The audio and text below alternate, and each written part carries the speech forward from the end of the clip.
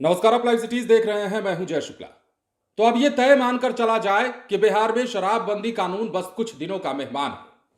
अब बिहार में शराबबंदी कानून की उल्टी गिनती शुरू हो चुकी है और जैसे ही नीतीश कुमार बिहार से दिल्ली की ओर प्रस्थान किया, उन्होंने मतलब जैसे ही वो सांसद के तौर पर शपथ लेने दिल्ली पहुंचे और उन्होंने राज्यसभा की शपथ ले ली और यह तय हो गया कि अब नीतीश युग समाप्त होने वाला है और कुछ दिनों के बाद अब नीतीश मुख्यमंत्री भी नहीं रहेंगे, ये भी आप जानते हैं। लेकिन उसके तुरंत बाद या फिर उससे कुछ दिनों पहले से बिहार में यह चर्चा चलने लगी कि क्या नीतीश कुमार के आउट होते ही बिहार में शराब इन कर जाएगा, मतलब शराबबंदी कानून क्या खत्म होने वाला है। और अब इस बात को लेकर पुख्ता दावा किया जाने लगा है कि शराबबंदी कानून कुछ दिनों का मेहमान है। अब तो टाइम भी बता दिया गया है और इसके साथ ही यह भी कह दिया गया है कि 3 से 4 महीनों में बिहार एक बड़े आर्थिक संकट के दौर से गुजरने वाला है। एक ऐसा संकट जो चुनाव में रेवड़िया बांटने के बाद आने वाला है, एक ऐसा संकट जो नेताओं के वोट बैंक के चक्कर में जनता पर उसकी मार पड़ने वाली है। और ये तमाम बातें कहने वाले हम नहीं बल्कि प्रशांत किशोर हैं। प्रशांत किशोर ने अब एक बड़ा दावा किया है। उन्होंने कहा है कि 3 से 4 महीनों में बिहार में बहुत बड़ा आर्थिक संकट आएगा।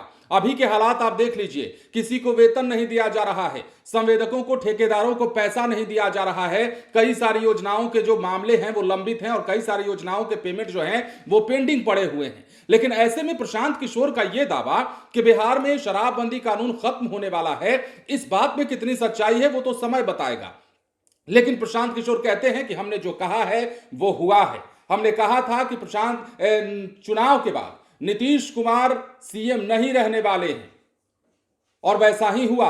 प्रशांत किशोर दावा कर रहे हैं कि 3 से 4 महीनों के भीतर जो है आर्थिक संकट से बिहार को गुजरना पड़ेगा और मजबूरी में जो सरकार है उसे शराबबंदी कानून को खत्म करना पड़ेगा। क्या कुछ प्रशांत किशोर कह रहे थे और किस प्रकार ये दावा कर रहे थे, जरा सुनिए। सरकार अगर आपको मुफ्त में बिजली दे रही है तो बिजली का रेट बढ़ाकर 8 रुपए प्रति यूनिट भी कर दिया। अगर सरकार आपको 10,000 रुपया वोट के समय में दी है तो उसके बाद आपको दरमाहा नहीं मिल रहा है। आपने अगर कोई कॉन्ट्रैक्ट के तौर पे काम किया है वो काम का पैसा नहीं मिल रहा है। पंचायतों में विकास का काम ठप है और अगर यही व्यवस्था रही, आप देखिएगा 3-4 महीनों में यहाँ फिनेंशियल क्राइसिस, आर्थिक क्राइसिस होगी और जब आर्थिक क्राइसिस होगा तो ये लोग उसी बहाने से शराबबंदी को हटाएगा, क्योंकि दूसरा कोई रास्ता इनके पास है नहीं। शराबबंदी जो जनसुराज हटाने की बात कर रहा था वो विचार के स्तर पे कर रहा था कि उसका इस्तेमाल बिहार के नवनिर्माण के लिए कैसे हो सकता है, बिहार के युवाओं का भविष्य बदलने के लिए कैसे हो सकता है।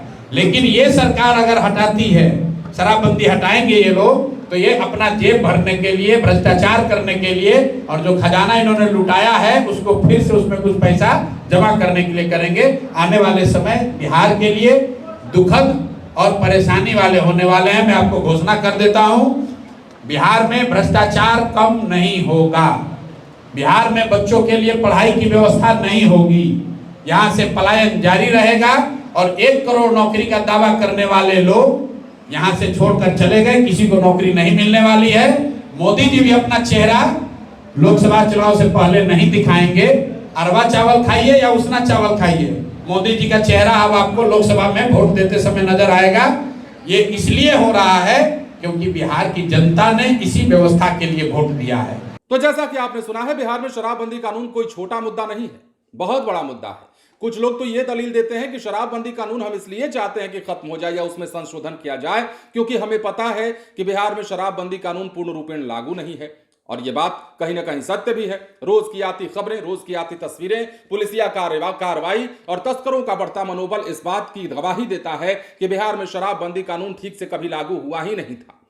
तो ऐसे में एक तबका ऐसा है जो कहता है कि शराबबंदी कानून को इससे बेहतर है कि खत्म कर दिया जाए और या फिर उसमें संशोधन किया जाए। उनमें से जीतन राम मांझी भी हैं जो सत्ता पक्ष के बड़े नेता हैं, केंद्रीय मंत्री हैं। कई और भी नेता हैं जो दबी जुबान से ये बात कह चुके हैं। विपक्ष तो लगातार कह ही रहा है। हालांकि शराबबंदी के खिलाफ कोई नहीं कहता कि हम हैं, ये कहता है कि शराबबंदी लागू नहीं हो पा रहा है तो इसे चालू कर दीजिए क्योंकि हजारों करोड़ का नुकसान बिहार को हो रहा है। अब प्रशांत किशोर के दावे में कितना दम है और प्रशांत किशोर के इस दावे पर सत्ता पक्ष के नेता क्या कहते हैं, क्या नीतीश कुमार के बाद अब बिहार में शराबबंदी चालू हो जाएगी?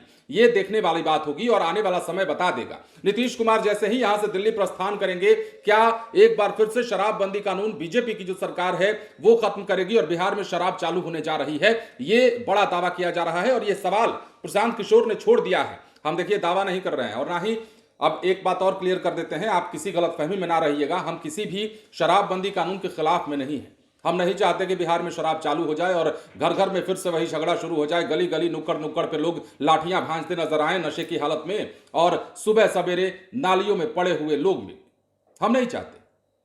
लेकिन हां, दूसरा पक्ष यह भी है कि शराबबंदी कानून अगर लागू था ही तो इसे ठीक से लागू किया जाना चाहिए था, अन्यथा शराबबंदी कानून में संशोधन या फिर शराबबंदी कानून को हटाए जाने जैसी कार्रवाई की जानी चाहिए थी।